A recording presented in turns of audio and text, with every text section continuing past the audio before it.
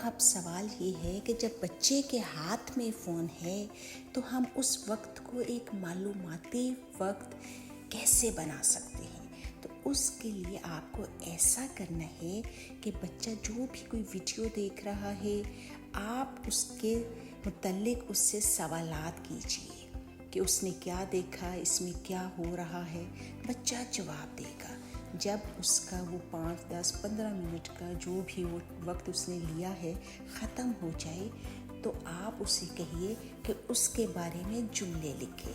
अगर बच्चा उससे छोटा है, जुमले नहीं लिख सकता, तो आप उसे कहिए कोई भी जो उसमें किरदार था उसके तोड़ दें और उसे कहें कि इसके जोड़ बनाए। अगर बच्चा जोड़ बनाने की उम्र में भी नहीं है तो आप उस किरदार की कोई भी तस्वीर बना दीजिए और बच्चे से कहिए जो उसने तस्वीर में देखा था वैसा ही इसमें रंग भरे।